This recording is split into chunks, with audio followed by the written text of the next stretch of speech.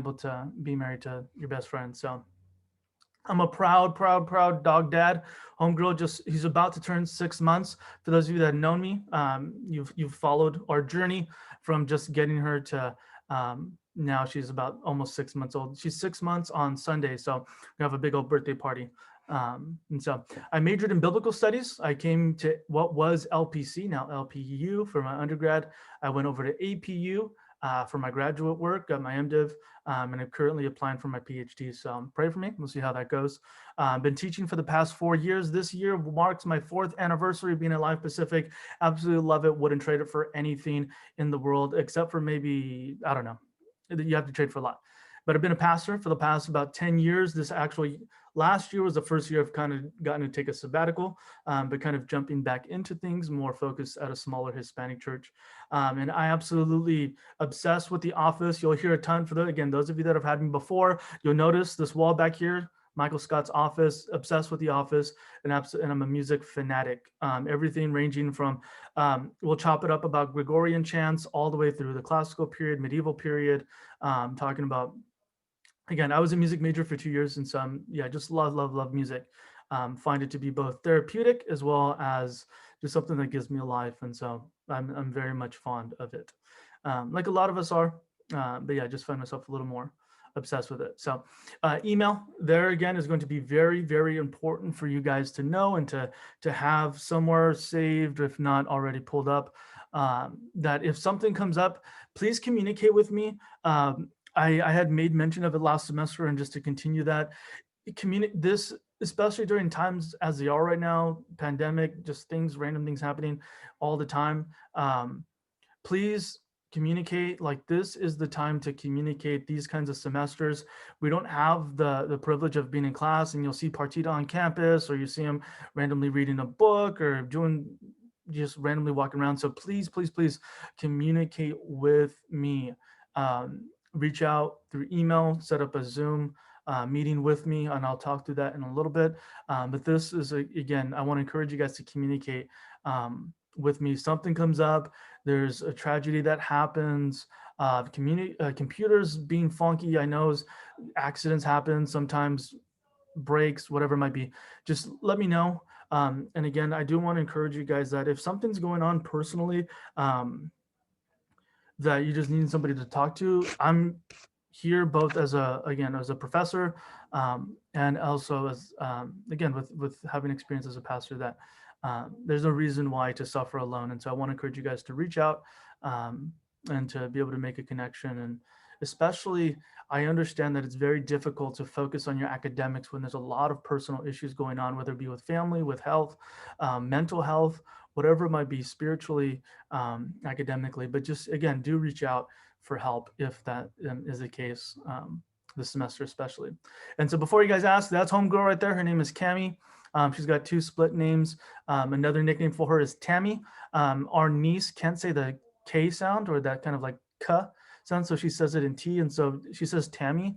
And we just, yeah, it's just funny to call her dog Tammy. So we just, that nickname stuck, Tammy. So there she is. Homegirl's over 50 pounds now. Started out at 13, and so she's working her way up. And so doctors are expecting her to be somewhere around 60 to 70 pounds. So still climbing. She's still climbing, getting taller every day, seems like. So to the syllabus. And so again, if you are on Moodle, you'll find it there on the course site. If not, then I'll go ahead and have it on the screen here. But before I keep on moving, are there any questions thus far? Any questions?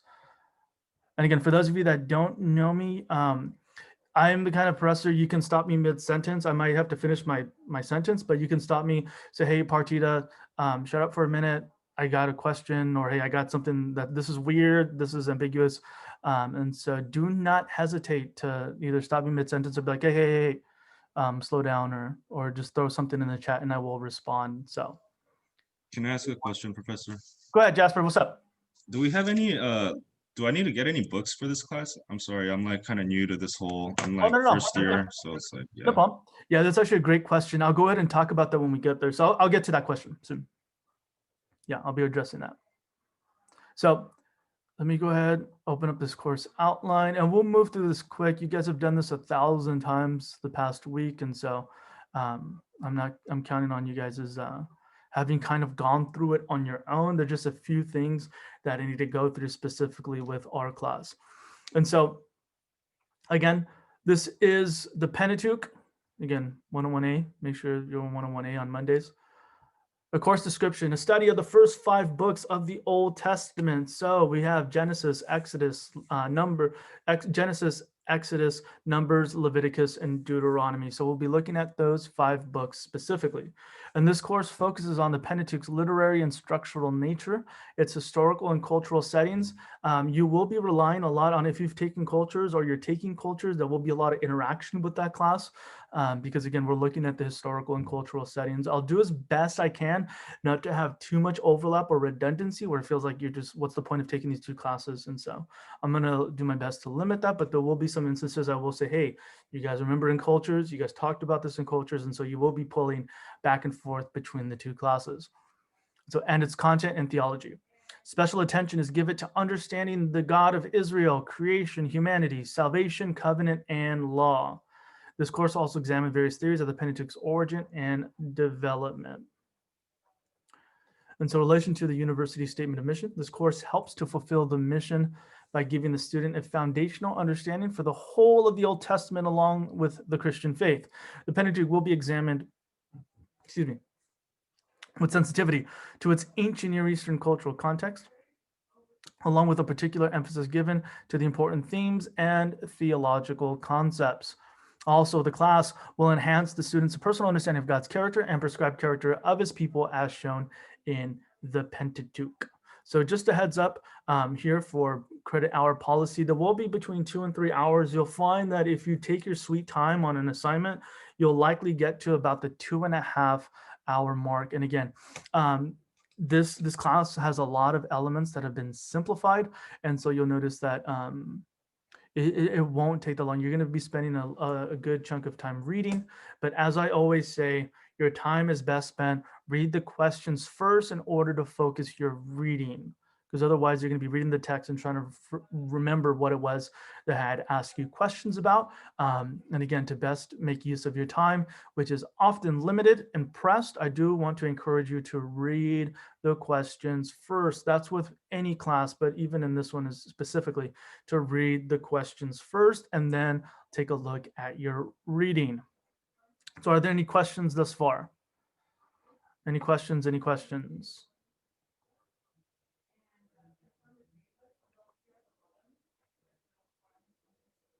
Okay, well, let's go ahead and keep moving.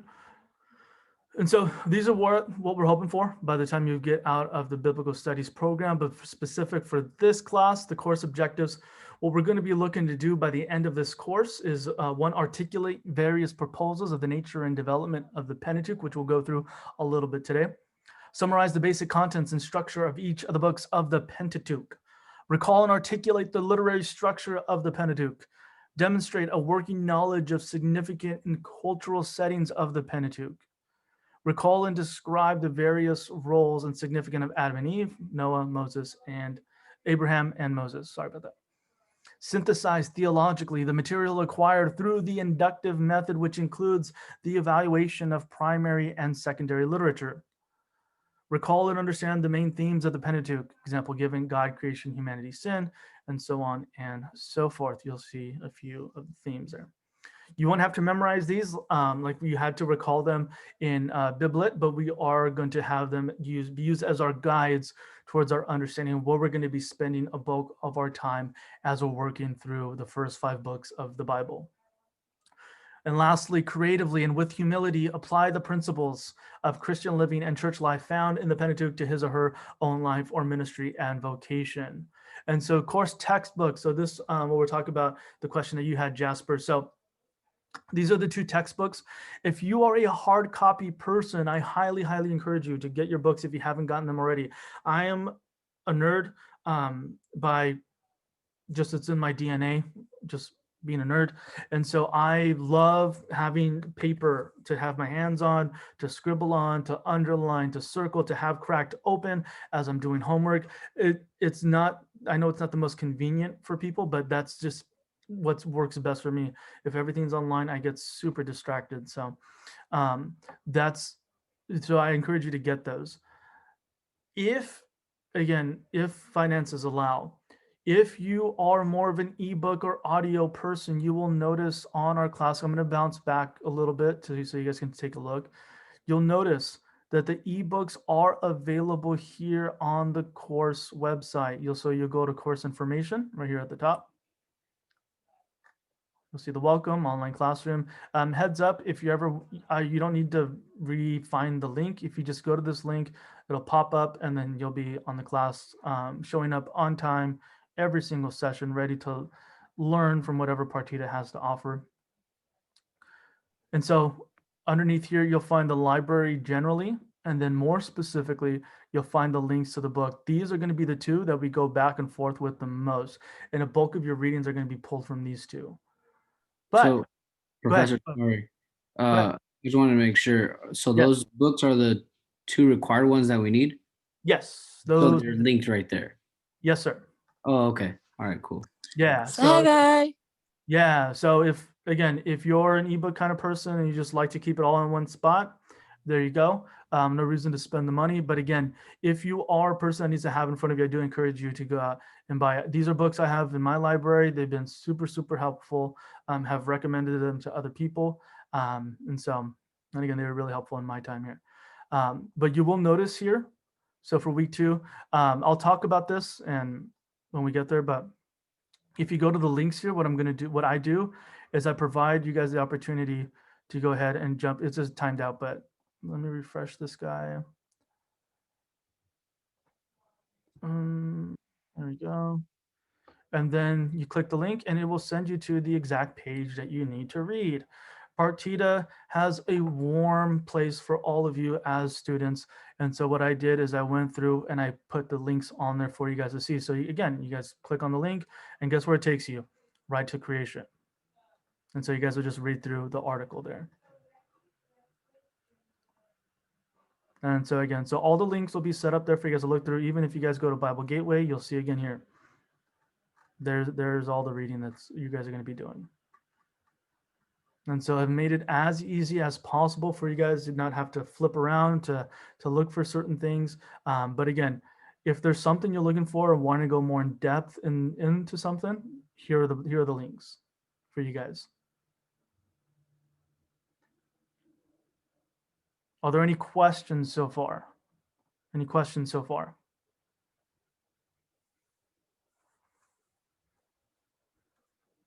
So yeah, so I essentially brought up the bit about books, but then again, on the course website itself, it will link you to the ebooks themselves.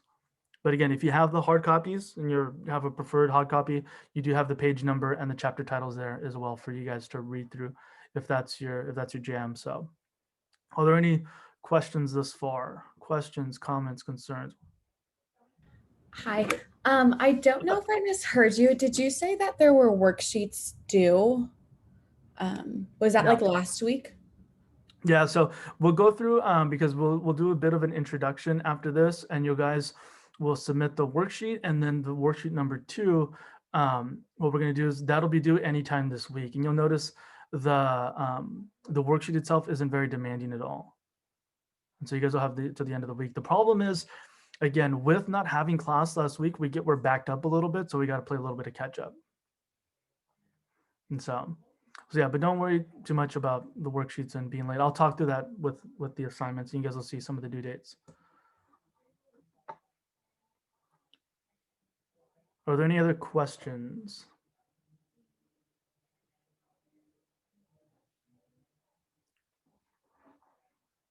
Any other questions? All right, let me go ahead and go back to the class and jumping back to the syllabus here.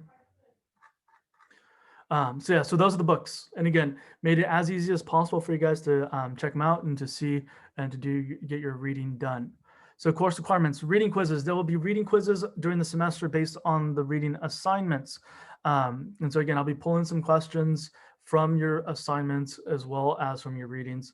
And the quizzes will be online, and the students will be given unlimited attempts to get the best grade possible before the quiz closes. Quizzes close at the start of the class that the quiz is assigned. And again, so for those of you that have had me before, you'll know that, and those of you that haven't had me, what I do, it seems weird, but it proves to be effective, is that what I'll do is that you'll have a quiz assigned on a certain day, say like 3 weeks from now. And so what I'll do is I'll open up the quiz for a week, and you get the chance to take it. If you need to take the quiz 1,000 times in order to get 100%, which is my goal for you guys, take it 1,000 times. If you get everything right the first time, great. Then you just kind of go about your day and keep things moving. But again, you get as many attempts as you need in order to get the best grade possible up until the day that the quiz, that we have class. And so again, if we have a quiz next week, which we don't, so let your heart rest. If we had a quiz due next week, I would open it today. You would have until next week, next Monday at 1:30 to get the quiz done. Unless, again, extenuating circumstances, death of a family member, you yourself got sick, again, just accidents happen, and I understand that, but again, communicate with me and let me know what's going on in order to help make some of the adjustments necessary. Traveling, I know we have a lot of athletes here. Traveling to a game isn't an excuse. You're gonna have to plan ahead. And again, you have a week to get it done. So don't let travel get in the way. Again, work, again, you have as much time as you need in order to be able to get the quiz done. And so I want you guys to be able to do your best and have the time that you need in order to get it done, which is why I give you guys the week to take it as often as possible. So I always encourage, take it early, take it often. If you go ahead and don't even read, or if you don't read, then you're gonna have a really hard time. But if you've done your assignments thus far, give a crack at the quiz and just see how many you get right. If you only get 2 out of, they're anywhere between 7 to 10 questions. If you only get 2 right, okay, you know exactly what you need to do because it gives you feedback. But if you get all of them right, sweet. And so again, do take the quiz early and often. Class participation, that active participation in class sessions is expected through dialogue, questions, small group participation, and presentations in class as assigned. This also includes turning your camera on during classes. Last semester, there was a big learning curve with realizing that a lot of students, you come to class, but then leave their cameras off. And I understand that there's things that happen, you're working, you're traveling. I don't mind if you're going from place to place. My issue is that oftentimes what would happen is that students would have it on, a class would end, and they're still on for another 10, 15 minutes, letting me know that it's very possible that they weren't paying attention in the first place. And so I will take participation points, again, unless you let me know either your laptop either doesn't have a camera, using your phone, or different things, just give me a heads up. But unless, again, there's extenuating circumstances, then the expectation is that you have your camera on and you're participating in class. And I'm going to do more group work this semester, which you guys will see this semester. There's a survey of Pentateuch books. And again, it's 1:30. If you just woke up from your nap and having a bad hair day, fine, that happens. If you're eating, I don't mind.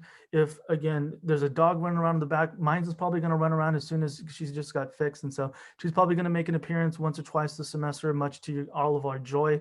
And so again, I've got no problems with things going on in the background, so no shame.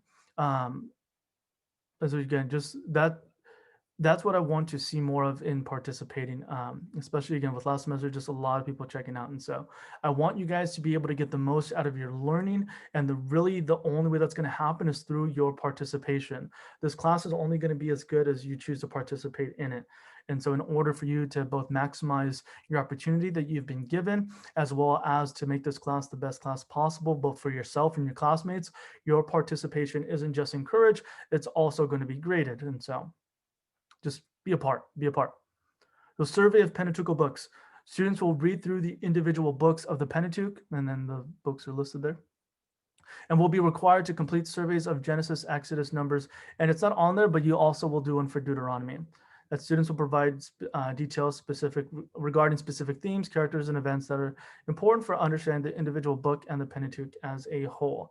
And I'll go into more of an explanation as the assignment approaches, but you won't have to do a survey of the entire book of Genesis through 50 chapters. What you're going to do is you're going to do a survey for individual chapters, which I will outline for you guys again when we get there. So complete worksheets according to the instruction Moodle and directed in class by the professor, which I will do today. And then final exam. That the final comprehensive exam will be given during finals week and must be taken as scheduled. If there is an unavoidable conflict or emergency, the student must appeal to the academic department to have the exam rescheduled. I cannot do this. Such appeals are typically only granted for true emergencies. And getting a better price on your flight home is not an emergency. And so again, that's mostly for people that are have moved, but again, if you're at home, then not a biggie. So presentation of work, that all assignments must be typed and completed as described in the assignment instructions and submitted on the due date of the course schedule. This comes with a bit of a caveat, though it's not stated. Because of the nature of the semester and the times that are in, I do allow for some grace for late work if so needed. Emphasis on the needed. The good part is that you have time to get your work done. The bad part is that you have multiple assignments that are coming at you every single week. So in order to keep you guys from falling behind or getting so overwhelmed, I strongly encourage you to take the grace that is available now and creating some kind of schedule for yourself and some kind of routine so you guys can get into the habit of knocking out this work. Because the last thing you want to have to do, yay, Partita gave me grace to get these 6 assignments done. But guess what? You've got those 6 assignments to get done, along with all the other assignments from the other class, and you have the clock ticking with the end of the semester approaching. And so just stay on top of your work as much as you can. Again, I know life happens, things happen, and we don't always see them coming. And so there is grace available for you when that does happen. But again, have that be the exception, not the rule. Have that be the exception and not the rule. So again, the grace is here for you right now to let you guys know that, hey, staying on top of it is going to be the best bet when, again, crap hits the fan and life happens. You know the grace is there, but just stay on top of your work. I said it last semester and I say it to you again this semester that the best thing for your mental health is going to be to stay on top of things. As much work as it might be, because it's so taxing to have to try to keep 1,000 plates spinning.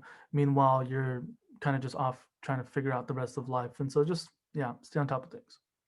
And so you'll see the homework students who expect spend 3 hours of outside preparation for every hour of class time. You'll find that that's a little overblown. Again, most of the time you're going to be spent reading and thinking through the material. And so again, you'll find that the worksheets aren't super demanding, which again, it's a 101 course. Is what it is. So the weight of the grading will be as follows: quizzes, 40%, in-class participation, 10%. If you go out throughout the whole semester, not turning on your camera, not talking to anybody, the best you can do is a 90, and you have to do perfect on everything else, which is very, very difficult. Survey of Pentateuchal books, 15%, worksheets, 15%, and final exam, 20%. And so here's the course format, some of the policies. Again, late work here, you'll see that on due, but if you need grace, it's there for you. Laptops, obviously, we're all on them. So plagiarism, don't do it. Cite your sources. You can't cite too much. And anytime you make a reference to something, just make sure you take note of that. I do need to read this part on students with disabilities. That any student in this course who has a disability that might prevent him or her from fully demonstrating his or her ability should contact the Academic Affairs Office as soon as possible to initiate disability verification and request accommodation that may be necessary to ensure your full participation in the successful completion of the course requirements. And so if you're needing a little bit of extra help, please contact the Academic Affairs Office in order to get you set up with what you need. I want to make sure that every one of you has the best opportunity to best put your skills and your abilities into practice. And so those of you that might have a different kind of ability or have a different kind of need, please do be in contact in order to be able to best navigate that for you and with you. And so Next is gender and ethnic diversity, that all class lectures, group dialogues, and assignments will be approached with gender inclusive language and ethnic sensitivity. All students are encouraged to notify the professor and or administration with any perceived forms of discrimination or inadequate sensitivity towards related issues. And here's my part to you guys, my commitment, and likewise yours, that as a student in this course, you are making a commitment to devote time to complete assignments, engage in class discussion, and attempt to do your work with excellence. As your professor, this is me. In this course, I am making a commitment to devote time to lecture preparation and grading to support you in prayer and attempt. This is the best I got, is an attempt to teach with excellence. And so again, this is a mutual commitment we make with one another. And those of you that make this commitment say, I do. All right, not everybody at once. I'm just messing with you guys. Now you don't have to say I do. But again, that's the expectation, is that I'm wanting to encourage you guys to do your best. I'm bringing my best. And so to meet each other both halfway and to work with one another in order to best empower your learning and participation in this class.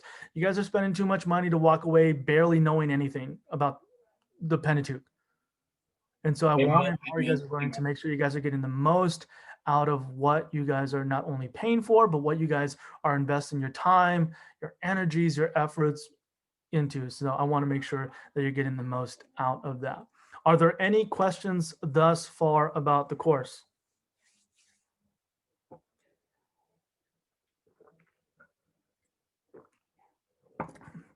Any questions? Any questions in general? I have a question. Go ahead. I don't know if you kind of already did, but you're gonna kind of go through with how like the homework assignments and things work, submission and all that. Yeah, I'm actually going to be going through that next. Okay, all right. All right, perfect. Anybody else? We got somebody in the chat. Currently doing it. Okay, no problem, Yeti. Quizzes and surveys, that is a very good question. So the quizzes themselves are specific questions in regards to the material you both have been reading and have been writing about. The surveys will be in regards to the Bible reading that you have done. What you're going to do, you're going to take note of specific characters, events, places, and you'll be given an Excel sheet. And I can open it up here for you guys so you guys can take a look at the survey and see what it is that I'm talking about. I believe there's a survey due the 4th week. There it is. Okay. So let me go ahead and open this up so you guys can take a look. So Genesis survey.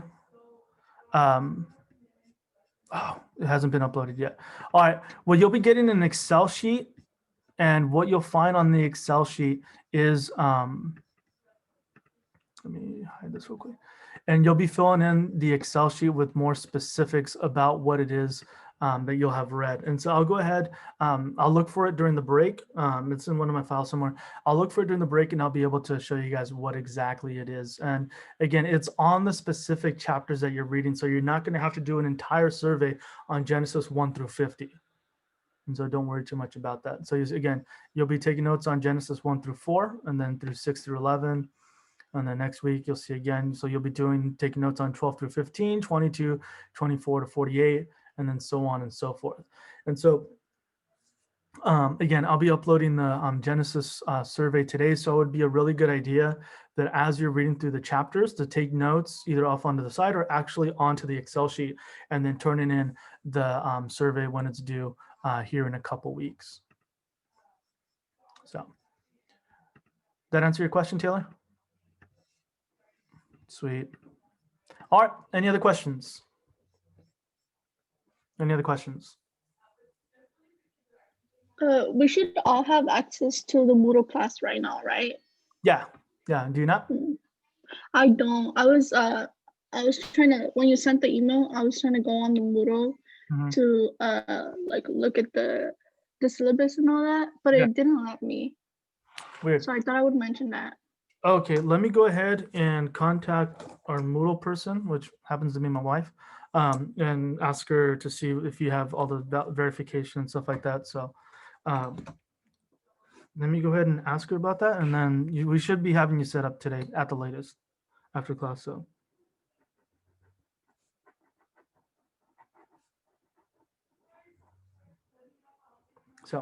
all right. Anybody else? Anybody else?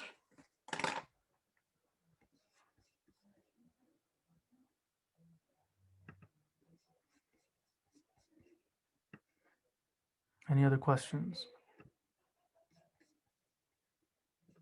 All right. Well, one last thing. Let me go ahead and go through. Last thing with the course syllabus. You'll see here the course schedule. So here's the book of the Bible, the topic, assignment, and reading.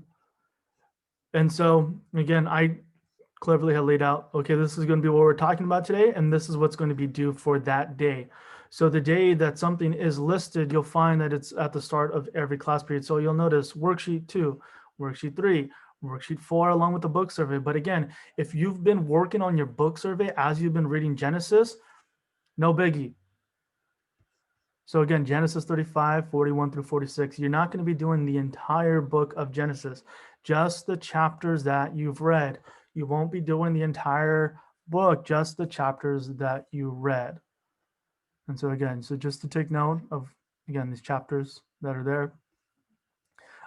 Same thing happening with Exodus. So you'll be able to trust that every time that there's a worksheet on Thursdays, and then I'll give you guys a heads up when the quizzes are coming. So week 5, we'll have quiz number 1. And again, I'll give you guys the heads up. It'll be due the Monday. And again, what I try to do is not have everything due all at the same on the same time. With a book survey, a quiz, and a worksheet, just that's insane. And so you'll get some time to do that. And so again, I'll give you guys a heads up when the quizzes are coming. It's pretty regular when we approach the end of a book, when we approach the end of Genesis, when we approach the end of Exodus, when we approach the end of Leviticus, then you'll find a quiz. Here's spring break here. Looks like Brian's already got a head start on spring break, so we'll see you there. And again, so just take a look at that. Again, it's not necessarily rocket science, but I do know that there are questions. Is this what's due for the week after or the week before? And just so you guys know, the date that it's on there for, that's when it's due. So again, worksheet 2 was supposed to be due today, but again, because of the way timing, I'll give you guys the rest of the week. But for next week, February 1st, 1:30, worksheet number 3 is due along with the reading. Now here's the other caveat. There will be some on the worksheet, and I'll go ahead and pull it up for you guys to take note of that. Is a little bit of a loophole that I do want to make you guys aware of. I understand it's there. It's just making us aware of the obvious. And so when you go through worksheet number 2, you'll notice that it's not asking for everything that is on the reading. Let me go and pull this up for you guys so you guys can see what I'm looking at.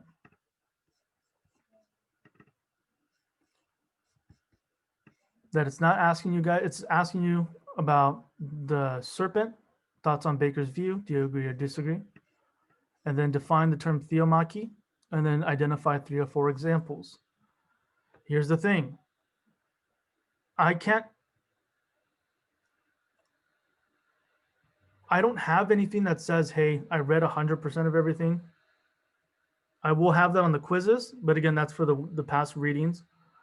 But again, and you guys will notice from my quizzes last semester, is that I ask you for about 80% of the reading and above. And if you've read that much, great. What I want to encourage you guys, and I've said it before and I'll say it again, that read the questions first in order to get your stuff done. So if you notice, okay, describe your thought on serpent on Baker's view, then you'll know, okay, well, I really just got to summarize what is how does he describe the serpent? And yeah, I agree with Baker. Or no, I disagree because of this and this and this that I heard in church one time, or because of what I've learned from cultures, or what Partita said one time in Biblit, and I remember it because everything he says I have written on the tablet of my heart. So again, these kinds of things that you can bring up as you're talking through it. And again, define the term theomachy. So you look for if you're looking just for the definition, work your way through these things. Again, I understand that as a student, you've only got so much time with, you guys have jobs, you guys have families to tend to. You guys, some of you are even married. And so with those kinds of things, that to be able to be wise with your time, read the questions first in order to know, okay, where do I need to focus my reading if the minimum required is 80%. And so I, as much as I do want you guys to read absolutely every single word of every single page of everything that's been assigned, that yeah, do look at the questions first and see what's being asked, and then form your reading around that. And so, are there any questions about that?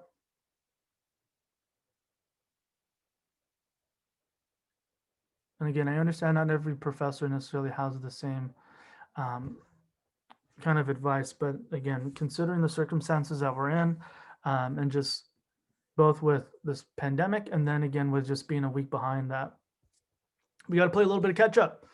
And so we've got to make it work. So, all right, what we're going to do now is for the next, I'm going to go ahead and put you guys into groups. And so this is where I said, don't worry about the worksheet, because there was a worksheet number 1. Don't worry about this. All of you that are here, you'll get credit for this. So don't worry about the worksheet.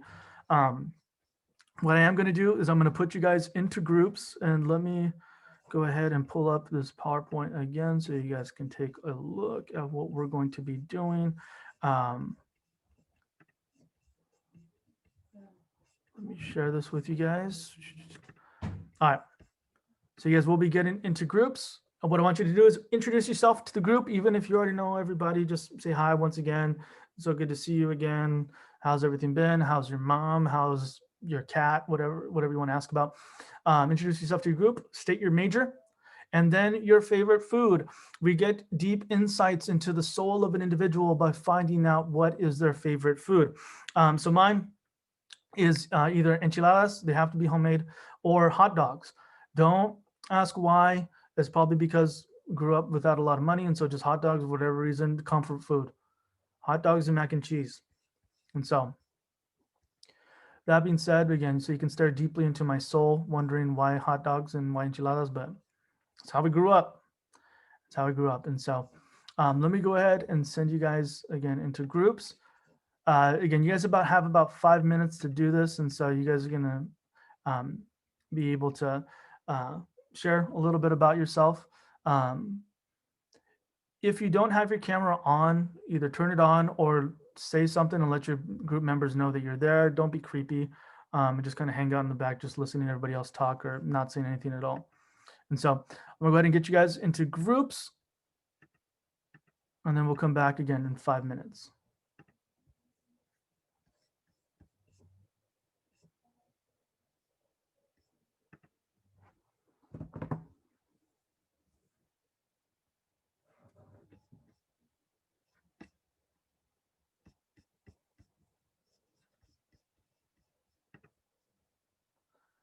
This is an important thing to note, is that the same God who creates, liberates, or is Savior.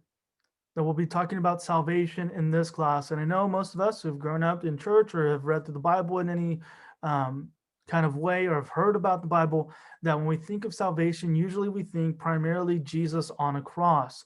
But the way the Old Testament will frame it is a little bit differently, that helps us to only understand in more depth what it is that Jesus does in us, through us, around us, to us even.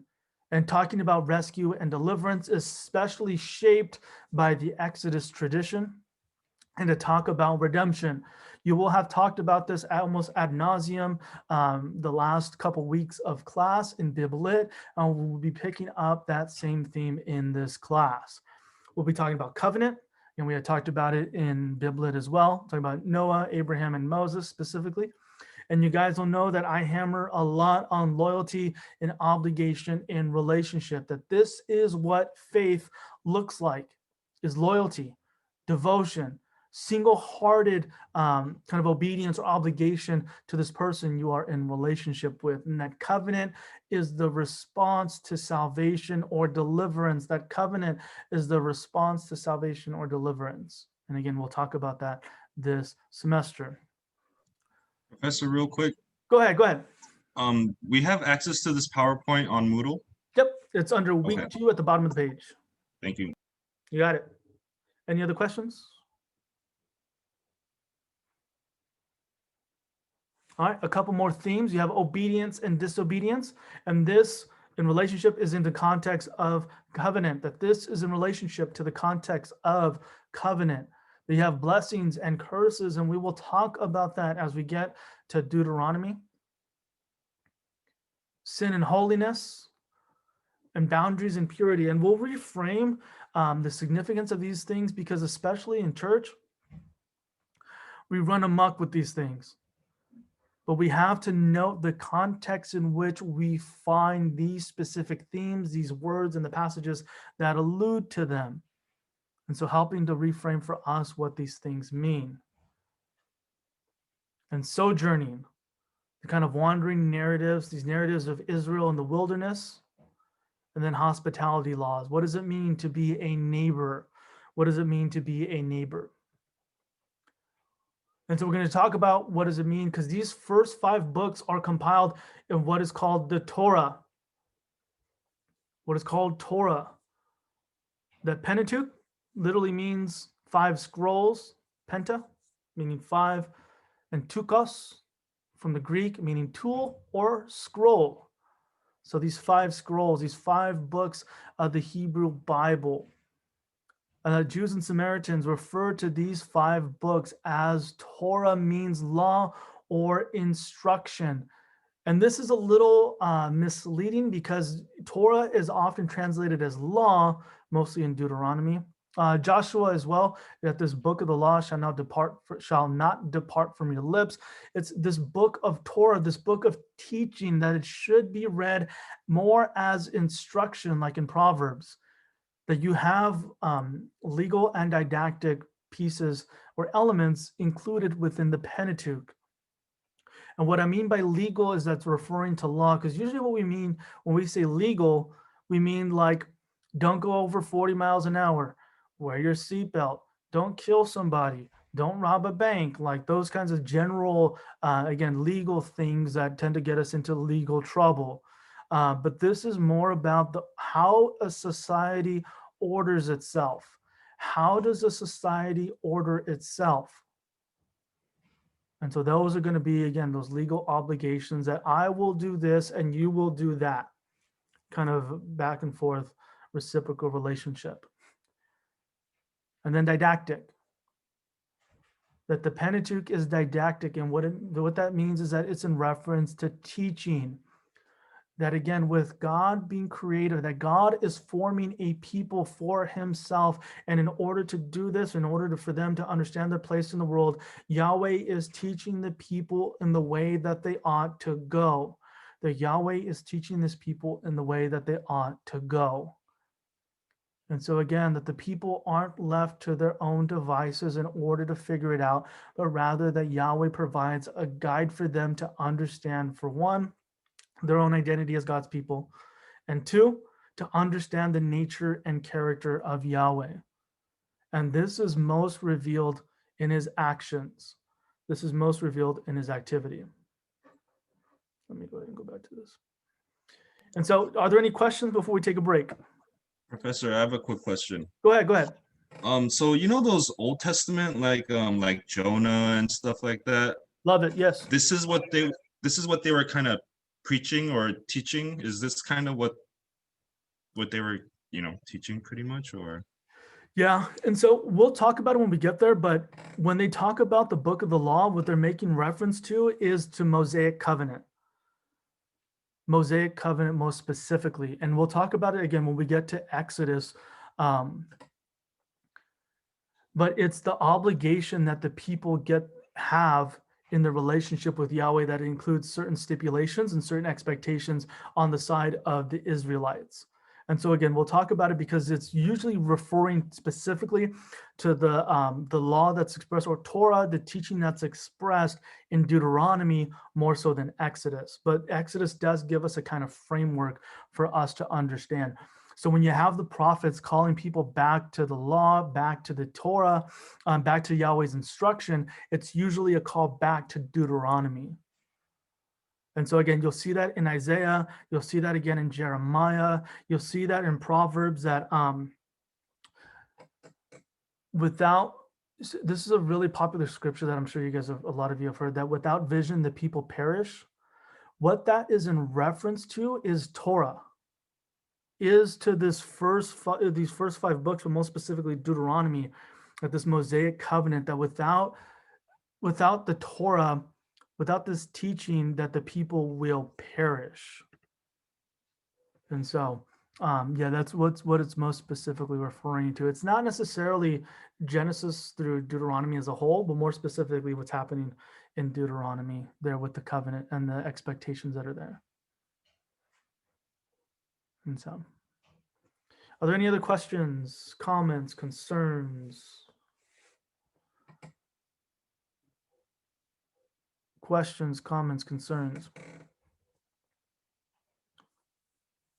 And so again, to best be able to help us sort out between law and teaching, it's best to side on, anytime you see law, chances are it's going to be Torah, to interpret that as teaching, that what is Yahweh trying to communicate to the people in order for them to understand, again, one, who are they as God's people? And second, what are they to do in relationship to who they are? Because so much of the Pentateuch, that because God is compassionate, that Israel is meant to be this kind of way. Because God delivered them, or because Yahweh delivered them from the hand of Pharaoh, they ought to treat their neighbors in this way, that the two are intimately tied together. And it starts in the Pentateuch. It starts in these first 5 books, that because Yahweh is a certain way, the people of God are demanded to be a certain way to reflect God in the world. And so the two aren't detached. God's that way, but we get to do whatever we want. And that doesn't work in the Old Testament, nor does it work in the New Testament for that matter. And so I'll bring some points of contact between the two as it's related, when it's appropriate to do so. Are there any other questions, comments, concerns, regrets? You can go ahead and tell me what you regret about being in this class. It's okay with me. I regret that poor population, man. That what? That poll? You win some, you lose some. You can't get it all. Anybody else? From everything that you said, yeah, I just want to say that from everything that you said, I find it very interesting for me, because I feel like, I don't know if this is every Hispanic church or whatever, but I've grown up in Hispanic churches. And as I've been going through these classes in LPU, I've noticed that, at least in the churches that I've been at, we focus too much on the New Testament and the idea that we are under grace, and not under the law. And I feel like, at least me personally, I don't really understand the law that much. And I feel like, as I've been going through these classes in LPU, I've noticed that it's important to know it, even though whether regardless we believe that we're under the grace now in the New Testament, is more important. But I don't know, I've just been noticing that the Old Testament is super important, especially like what it was to live under the law. Oh yeah, definitely. And I mean, I'm surprised, because a lot of Hispanic churches, we love that Exodus story. We love Exodus. We love Joshua. We love Joshua walking around with the shofar, blowing down the trumpets and singing Jubileo, sound the horn. But I think is that the kinds of churches that focus on the Old Testament, those are really rare. Without pulling out without understanding the Old Testament, Jesus, we can extract Jesus from his context in order to make him savior of me and my sin only. Not understanding not only the extreme emotional toll that people are taking in Jesus's earliest context, and you could take a look at Mary's song in Luke's gospel to see that there's so much expectation that's being put on Jesus to be able to provide not just salvation for people, not just provide a way to get to heaven, but this guy's got to overthrow the Romans. This guy needs to come down, kick the crap out of these Romans, put God and his people in charge, make Jerusalem great again, because we know how good we had it when David came. But again, unless we know that story about those promises that God made, it's just about Jesus, my relationship, and only God can judge me.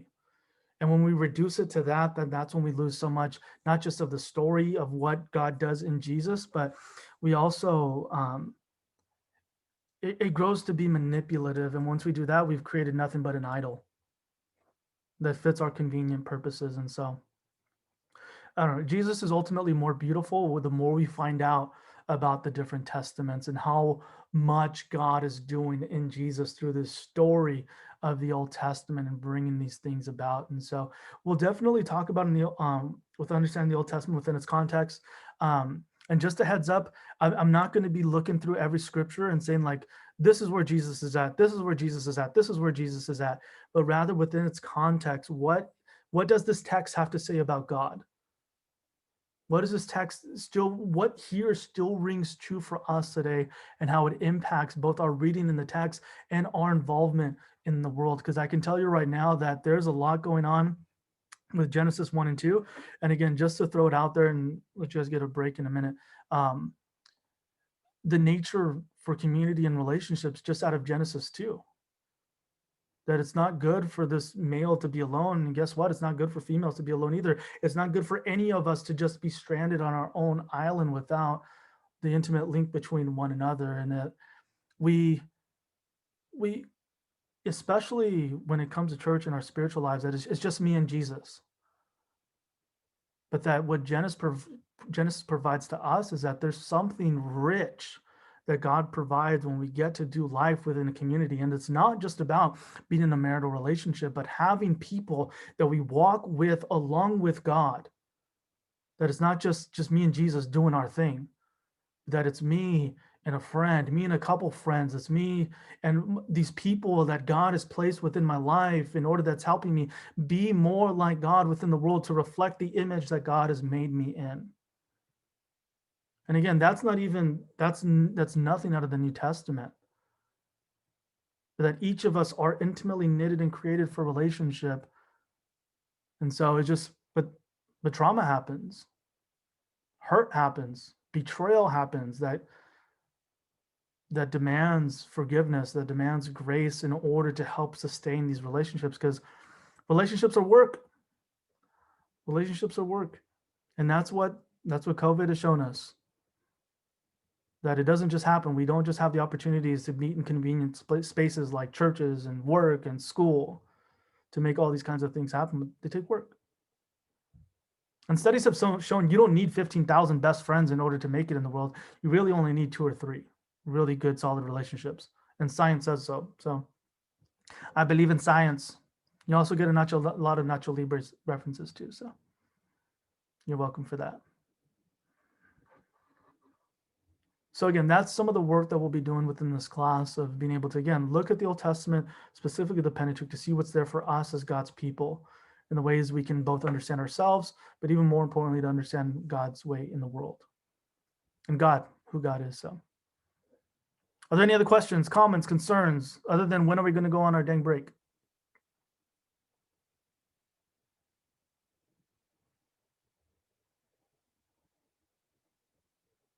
All right, well, it's 2:45, so let's go ahead and get back together at 3:05. You guys got about 20 minutes here to stretch, use the bathroom, get something to eat. But yeah, we'll be meeting back up at 3:05. So, doggone important is the fact that God has created a covenant. He's related himself to a people, brought them to himself. And it's from that place of relationship that these people can begin to live out and pursue Yahweh's character alongside them, with them, empowering them. That as God reveals who he is in the context of relationship, that people could then pursue obedience and faithfulness in covenant. So again, that godliness, our being more like God within the world, is tied to relationship, not just to a simple confession. The earliest Okay. theology is relational and existential rather than propositional or creedal. And what that means is that, again, it's meant to be done in the context of relationship. That the way that the Hebrews understand God as liberator is through the Exodus. It's not just as this kind of blanket idea that's just floating out there. That to say God is good but have no experience of his goodness, that to say God is faithful but to have no experience of his faithfulness. No, the way that theology is done is again within the context of relationship in real life. In real life, again, it's not just simple statements that are made. That there's a visceral, a deep feeling in relationship to the faith rather than just mind, brain. And what I mean by that is, especially in a lot of our churches, Pentecostal churches, not so much, even though we can run into this a lot, is that your problems would be solved if you just knew this one thing. Not so much if you were moved in this way that involved all of you, but that there is something fundamentally that you might lack in information, and that if you just would change your brain, then all the rest of these things would change. But that's not necessarily the way that Hebrews thought. And if you read through the Psalms, any Psalm, that you'll understand that there's a deep visceral feeling in regards to faith. And what I mean by that is that in this relationship of following God, of being in this covenant relationship, that there's the invitation to bring all of oneself into the relationship, including the emotions, which is, again, Hebrews' expression of emotions from across the spectrum of anger, of sadness, of pain, of joy. Psalm 22, my God, why have you forsaken me? And then you have in other places, they're called imprecatory Psalms. And these are Psalms that are saying, you have enemies to dash their babies against a rock, to break their arms, break their teeth. Make sure nobody remembers them ever again, and may their descendants be cut off. You have this kind of stuff within the canon of the Bible, specifically of the Old Testament, that there's an allowance for this kind of thing. And I don't even want to just say allowance. There's a kind of admission that is given to participate in this real life kind of faith relationship, to not hide oneself for the purposes of convenience, but rather bring one's whole self, understanding that we're not individuals that can piece out our brains, a little bit of heart, a little bit of mind, a little bit of whatever, a little bit of body. No, but that as entire units, that we are invited into this thing called relationship with Yahweh. And so are there any questions about this? Any questions so far? Any questions? Is there any big difference between like creed and covenant? Creed and covenant. What I mean by creed is that what ties Israel together with Yahweh isn't just their knowing the Ten Commandments, but rather living faithfully to the Ten Commandments as the way to being faithful with Yahweh. What I mean by that is that like say, we'll just take the Ten Commandments as an example. That the Ten Commandments are kind of the vehicle by which the relationship is carried. They're not called just to keep the commandments, and relationship with Yahweh is optional, but that rather again, the Ten Commandments are the vehicle by which they express their relationship with Yahweh. And so again, the essence of their ability or their willingness or their actual reflecting of God in the world is tied into this way that they relate to Yahweh. Understand that with the way Yahweh is towards us, we are supposed to reflect that in the world. And that's where our godliness or our ability to reflect God comes from. It's not just in the knowing or in the simple confession of us saying what we're doing. And I'll talk about this later. But for the Hebrews, the deed matters more than the creed. And again, what that means is that you got to walk the walk. You can't just talk the talk. If we're going to kind of put it in our modern way of speaking. And that's why so much, to pull from the New Testament, people like James, that faith without works is dead. And that Paul, again, he's going to tell Timothy to watch your life and doctrine. That it's not just about, again, knowing the right things, but the manners in which we live in the world also have, if not importance, the utmost importance. That we can't just rely on our consumption of information in order to prove our faithfulness to God, but rather in the everyday things that we do. Which again, that's a lot more difficult, because I'd rather answer 5 questions and prove Jesus, I love you, and get those 5 questions right, than to have to daily tell myself no to certain things and yes to other things. But yeah, the old Jewish rabbis, you love me, you'll keep my commandments. Not just you love me, you're going to learn all this theology and then figure it out later. But it's good. We learn all this again in order to be more faithful. We learn who God is and do the theology in order to understand in what ways are we supposed to be participating in the world. That we understand God's compassion and kindness demonstrated in the Exodus in order for ourselves to demonstrate the same kind of compassion and kindness to our neighbors. Simply be God's people, reflecting who he is in the world. And so very long answer to a short question, but I did want to elaborate on it because it demanded some elaboration on it because yeah, it's not just one for one, but yeah. Are there any other questions?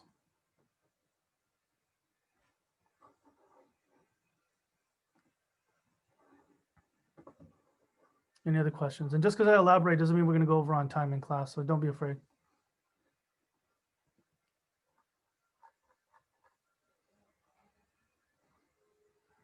All right, well, let's go ahead and keep it moving then.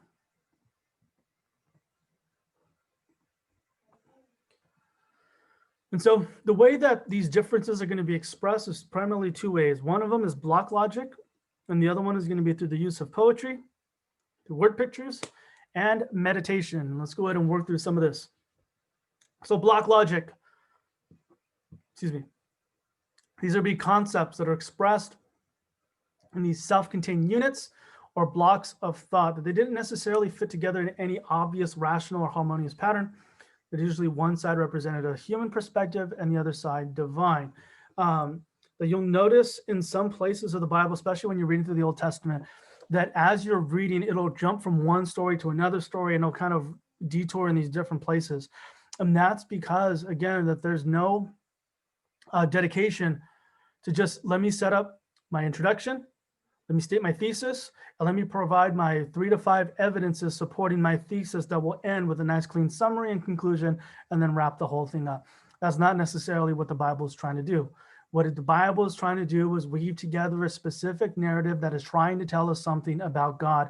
And they'll do these different things that kind of go from subject to subject without any clear, explicit purpose. But if we take a look behind the scenes, which is always the work of biblical studies and theology, to see how these stories are connected and what are they trying to tell us about God through those connections. One of the ways this is reflected, and I'll give you guys an example here, is in James, and I'll give you guys in a minute. But you have these polarity of thoughts that forms a dialectic. And again, what that means is that it forms a kind of teaching or reasoning through dialogue, often characterized block thought. And again, the emphasis is on this experience of truth as the story is being told. And it's for this reason you're going to want to pay attention to characters, especially when they are in conflict. That there will be a lot that is expressed in what the characters say, and even more so, especially when that character is God. When that character is God. And so again, that the deed is more important than the creed. I had mentioned that before when Jasper brought up his question. But that what's more significant, again, is the act in which God makes himself known to his people. That time and time and time and time again, people are going to be called to remember the Exodus event for the purposes of living faithfully to Yahweh. And so again, you'll see that in the prophets. You'll see it happen somewhat in Paul's letter in the New Testament, but more so specifically, you will have a kind of remember Yahweh, the Lord your God, who brought you from the land of Egypt, from the hand of Pharaoh, from the house of slavery. Those kinds of phrases, again, a recalling of what God had done, that the experience, the deed, matters more than the creed. It wasn't just that Yahweh said he was going to do it, but rather that Yahweh does commit himself to covenant. And so an example of this is going to be in James chapter 1. And you'll notice how James goes from topic to topic to topic to topic, and he just bounces around, what makes it really confusing to try to preach as a giant chunk. But we'll notice, I'll bring it up here at the end, but you notice for James chapter 1. Does anybody want to read this? Anybody want to read this for us?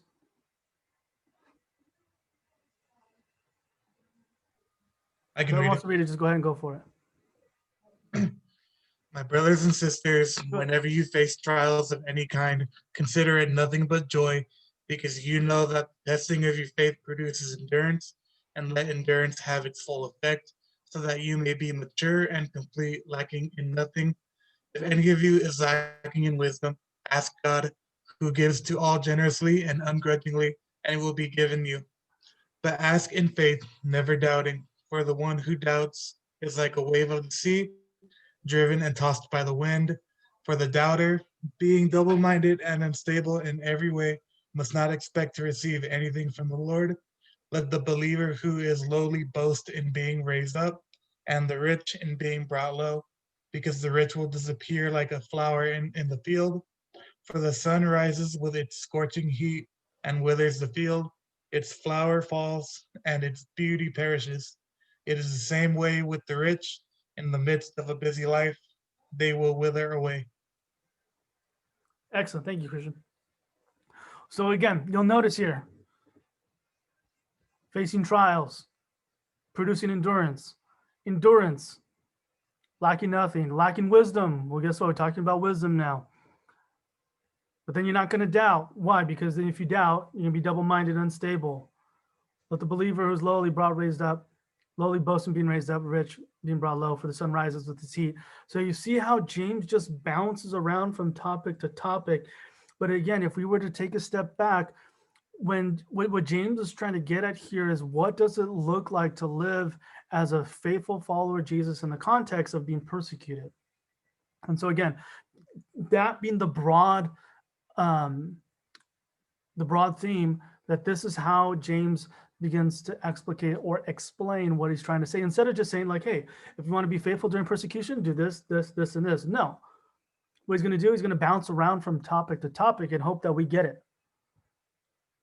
And so thankfully, with understanding some of these kinds of things, again, when you're able to take a bit of a step back and to work through some of these things, you can start to see how these arguments are being made. Because who does this a lot is Jesus. Jesus does this a lot. Well, somebody's going to ask him a question, all of a sudden he's going to start bringing up a parable. And then Jesus has to explain to his disciples what the parable means, because it seems completely unrelated. And so, again, understanding some of the way these things work is going to be extremely helpful for us. Not just understanding the New Testament, but also the Old Testament. Are there any questions so far? Any questions? All right. So the role of word pictures, that they capture entire images or stories. That what the Bible will do, even though it sometimes waters it down, because it won't tell us the full range of what is trying to be said, because one, if we take it too literally, then we'll miss it. But the other thing is that there's a lot of literary devices that are used in the Old Testament. One of them being, and this is to understand and capture the earthly character or quality of life with God and God himself. So you have certain places, so like in Exodus, after the Israelites kind of drift off course a little bit, you'll have in certain places where Yahweh gets angry or upset, or he expresses some kind of wrath, or the Bible will say that Yahweh got angry, or Yahweh's anger grew warm or hot. Literally in the Hebrew is that Yahweh's nose grows hot. And all y'all know, I don't, maybe most of you experience this, hopefully not, but some of you might, where you get so mad, and not just mad, you get so upset to the point where your face starts to feel really, really hot, and just that center of your face feels like 1,000 degrees, like you could fry an egg on it. You've gotten so upset that your face gets hot. And that's one of the ways that Hebrew expresses what Yahweh is feeling, is sensing what's going on in God's own psyche. And so again, English will do some of the work for us, but that's what's going on in the Hebrew, is that through these kinds of details that we get an intimate view into what's going on, not just with God, but in the way God relates to the world. Another place that you'll have it, you might see it in your reading, depending on the translation. If you're reading through NRSV, which I strongly encourage, you'll see in Genesis chapter 6 that God gets his heart broken. that God experiences deep, deep, deep pain, the betrayal of humanity going their own way. And so again, what happens is that these kinds of word pictures, these images, that it enhances the narrative, which narratives, they make up a bulk of the Pentateuch. And that to remember, I'll go back here, and to remember that the truth is embedded in the story. It's usually not given to us directly. Again, we're not just given facts, we're given stories. And it's a very Hebrew Jewish way of conveying and relating truth. Now for us, we want a quick little 120 word bio about me. But know that if you want to find out about who God is, what you're going to get is a bunch of these stories, which is why it's so important to understand these stories both within the Old and New Testaments. That we're coming to terms not just with a set of facts, but with a person who has participated with individuals in the past and continues to participate with us in the present. And most of y'all know, I don't know how this happened, but if you guys ask me how I'm doing, you're probably going to get a story. You're probably rarely going to get, unless I'm super busy, good man, later. Or good, see ya. Like you're probably going to get a story about what's happened. And it's just, I don't know, maybe it's just the Jewishness within me. But again, it's the way we relate to one another, and it's through story. And the Bible does the same thing. And the last is poetry. That poetry helps to enhance memory. It also helps to enhance the depth of the story being communicated. And all of us have an experience with this, that if you have memorized any nursery rhyme, from being a kid, you want to memorize something, put it in song form. A, B, C, D, E, F, G, and everybody's singing the rest of it in their heads. Or whatever song you've learned as a kid that helped you to remember something, again, chances are it's either in a bit of a poem, if we can talk about it like that, or in a song form. That there's something about bridging together these kind of elements, both between information and then the kind of creative element that helps it stick in our brains. That science has shown that songs and poetry use both sides of the brain. So how brilliant it is that instead of just getting a bunch of facts, what we have is a whole bunch of poetry and stories woven together.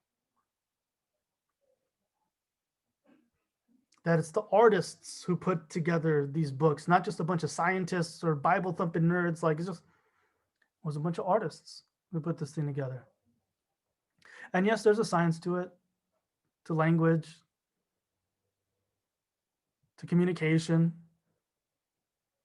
But again, that there's something earthy about this, especially these first 5 books that I really, really, really want us to grasp. That these 5 books are books on the ground. That they'll include elements, even if they're foreign to us, that talk about farming. They talk about working the earth. They talk about having family beef between Adam and Eve, and then with Cain and Abel, humans with one another, and kind of hopelessness and just trying the way Abraham and Sarah do. And again, the kind of hopelessness that comes with oppression with Moses and the people, and the struggle that it is to follow God in a world where there just seems to be easier and better options. And so the Pentateuch is very honest and raw in that way. And I want us to be able to grasp some of the reality of that. And that it's really easy to think that they have it a lot easier because God's right there talking, but at the same time that they're having this first go at it. They've got no example or model. But here we have for us this kind of model and example for us to follow. And so are there any questions so far with the role of word pictures, poetry, and meditation? Let me finish up with meditation. So this doesn't mean just you just sit there for 30 minutes and just try to clear your mind of everything, of any kind of anxiety. No, but rather that this meditation is a practice of remembering God's word, of remembering Torah, the things God's done, the things God said. You have in Joshua that this book of Joshua 1, the book of the law shall not depart from your lips, but you'll meditate on it day and night. That word meditate is the word chagah, which gives the imagery or the picture again of a cow. And if you're familiar with cows, that they have multiple stomachs. And what the cow does when it's chewing grass or cud, what it'll do, it'll chew it, spit it back up, send it to the next stomach. chew it, and again, spit it back up, chew it, and it'll keep doing this as it goes through the stomach. And that's the idea of what the word meditate in the Hebrew Bible is trying to convey. Is that what we're doing is that we're ingesting what God has done. We're ingesting the word, we're ingesting who God is and bringing it back up to the surface, and then thinking and meditating it back and forth and back and forth. And that phrase day and night, you're going to see it here in a few minutes, but that's also another poetic phrase. That, well, again, we would use the phrase 24/7, but that's the same exact thing of what's trying to be conveyed. That what holds together these three parts of the Old Testament is the thought that this is something worth thinking about, of chewing on, of thinking, of praying through, of allowing to get inside your bones to the point where it becomes a part of you and understanding who God is. And so now I'll ask, are there any questions, comments, concerns about, again, the role of word pictures, poetry, and meditation? Any questions?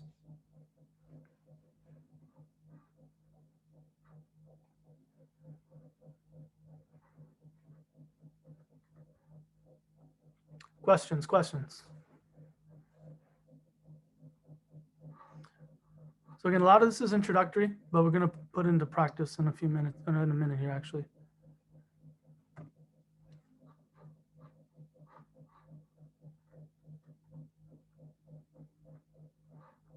All right, well, let me go ahead and share this last thing, and then we'll go ahead and talk about it, be about it. All right, so seeing the world theologically, that it's important for us to understand that with the way that life was viewed is that all of life was God's domain. Everywhere God could be interacted with, and there wasn't any place where God was not. You have prayer being offered throughout the day, pretty much everything, which alludes to the kind of pervasiveness, the ways in which prayer gets into our lives in every inch, room, square inch, centimeter, millimeter of our lives. If you look up Jewish prayers, they have everything from eating to going to the bathroom. Before you work, there's prayers. Before you study, there's prayers. When you're giving birth, there's prayers. After you've just given birth, there's prayers. And yes, there's prayers for sex. Yep, there's no place where God is not.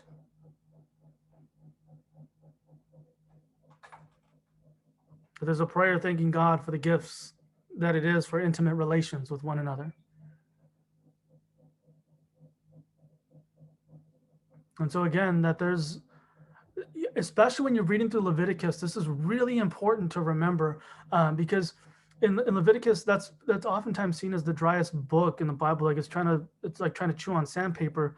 But so much of what is being offered in Leviticus is God's care for people that, one, don't have access to science, and two, that God is teaching them how to be his people, and God demonstrating his care for his people in ways that are very, not only specific, and while we might see it as an invasive, if we can see it more either as a dad or as a parental figure that doesn't leave any room, like doesn't mind having these kinds of conversations, I don't want to say any room, but doesn't mind entering the kinds of spaces where it's uncomfortable, including what to do with random sores that are oozing out pus, and what to do during menstruation periods, what to do when guys have boils in places you don't expect to see boils, like that the invasiveness of all this kinds of things, that God doesn't mind entering these kinds of places.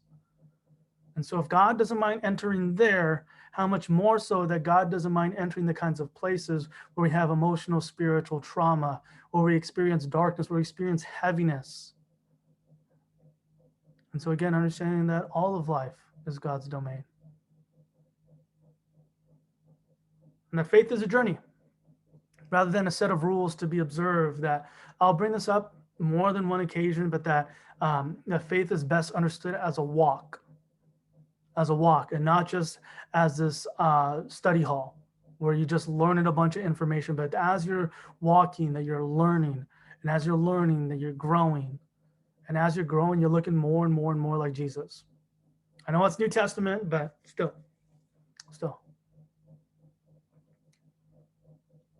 And that for a lot of you that are going through this journey of understanding that There's some things that need to get deconstructed. There's some things that need to get completely torn down. There's some things that need to get rebuilt. But in all these different things, to understand and to know that God is with you through the presence of the Holy Spirit as you're continuing along the path of faithful obedience.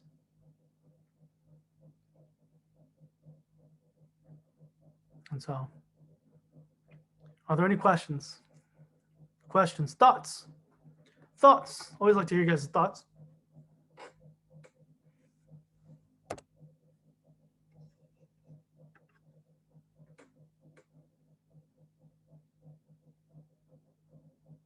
Is the kind of pervasiveness about God's presence, is that more troubling or encouraging, or a little bit of both?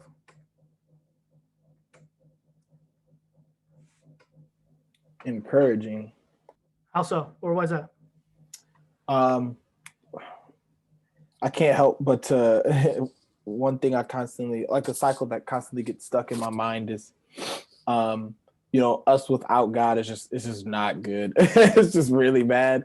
Yeah. And so the presence of God, it has such a tremendous list that comes with it of all of these good things. From obvious things like convicting us,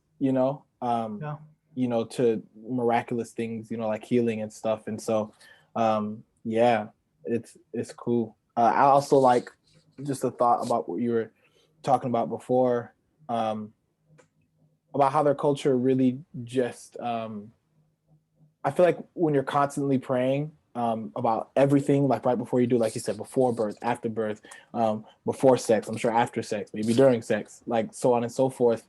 And they're constantly, allowing God, or being cognizant of his presence. I think it's really dope that they did that, because I think nowadays, we put him on the back burner a lot, even though he's still there. Yeah, definitely. Yeah. And I mean, it goes towards the kinds of thinking that is just, even when it's just me and Jesus, sometimes I get to pick when it's just me. And as followers of Jesus, we don't get to make that call when, it's that same old phrase, if he's not Lord of all, he ain't Lord at all. That it's a gift to have a God so intimately involved in our lives, and to get personal, as a person who struggles with anxiety and who had a major struggle with depression, the fact that God still loves us, and specifically saying still loves me and cares about me, that the fact that not even anxiety and depression, the things that seem deeply unspiritual and only prove that there's something wrong with my spiritual life, if God can show up there, then it's what else is there to really worry about? It only proves to be more of an encouragement that as much as I might be uncomfortable where God shows up, he's not. And so I would think it's the same thing for us, that it's a gift that even when we feel in our deepest and our darkest situations, that God still chooses to show up. That God still chooses to show up.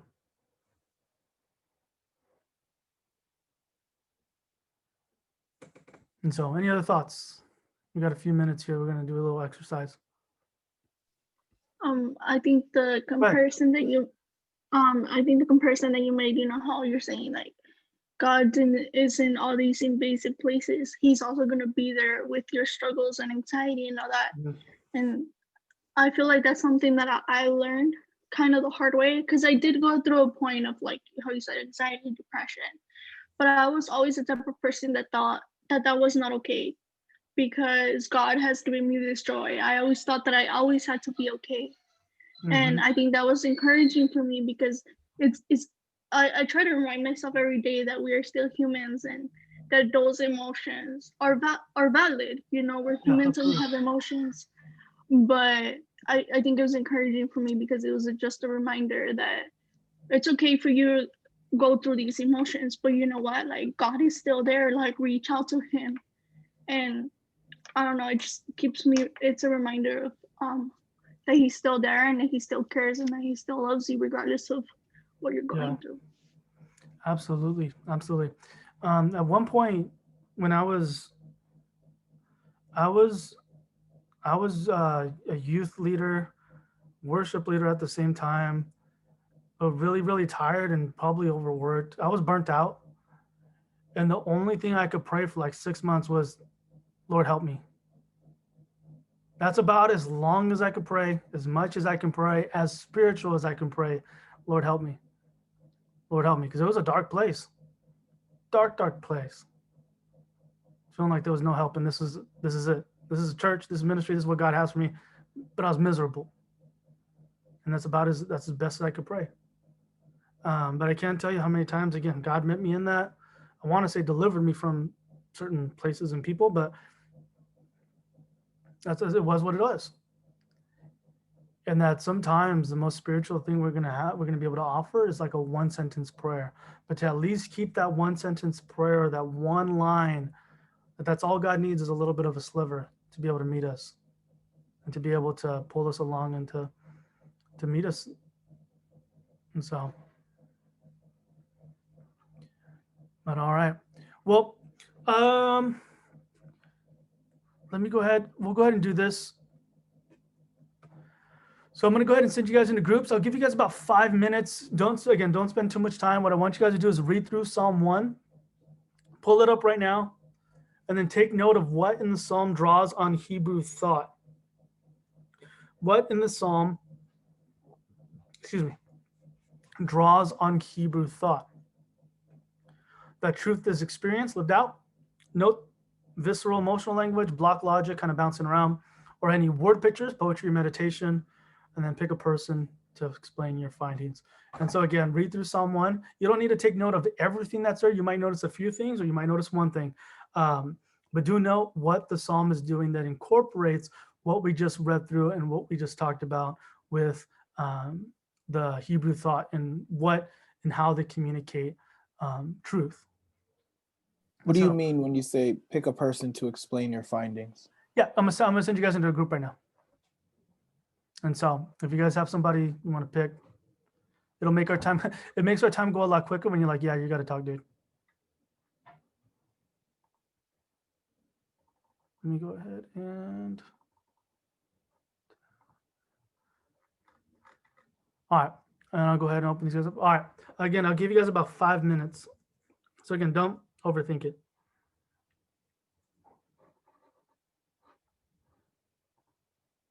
Like it distracts you, takes you off the wrong path, and how it states in the end, how if you don't walk with the Lord, it'll lead you to a path of destruction. So it's like two completely different people stating it, that whole thing. Exactly. Instead of just telling you one side, you get both, which is the contrast. So good. All right. If you guys could just suffer with me for a couple minutes here, is just talking about the assignment, both for this week and for the next week. If you've already turned in worksheet number 2, then you are highly blessed and highly favored. If you have not turned it in yet, there is grace for you to turn in your assignment. It's just, again, the only issue is it's not terribly difficult. And you'll see here for week 2 that worksheet number 2, you go ahead and click on it and fill it out. Again, read through it first to see what's being asked for in the worksheet. And again, you have through Sunday night to get this turned in. Great news, kind of not so great news, is that there is another worksheet due next week. Again, you can take a look at worksheet number 3. It's not the most demanding worksheet, but you will be doing a little bit of reading in order to answer the worksheet. And so I didn't want to share that with you guys. If you guys have any questions about it, please let me know. But again, this worksheet is due anytime this week. The sooner the better. And then for the worksheet for next week, it's a little bit short of a worksheet. It's not as demanding as any of them aren't really that demanding, but yeah, so the big thing is going to be just make sure you're doing your reading. So again, that being said, I'm going to post the Genesis survey here in a minute, so you guys can work through that and be able to fill it in as you're working through Genesis. And so if you guys have any questions, I'll be here for another 10 minutes. If not, you guys have an absolutely wonderful Monday evening, and we'll see you guys next week. Again, you guys will see my office hours there if you guys need any help. And just, yeah, if you guys need any help, just reach out and let me know. But yeah, you guys have an absolutely awesome Monday, and we'll see you guys really, really, really soon.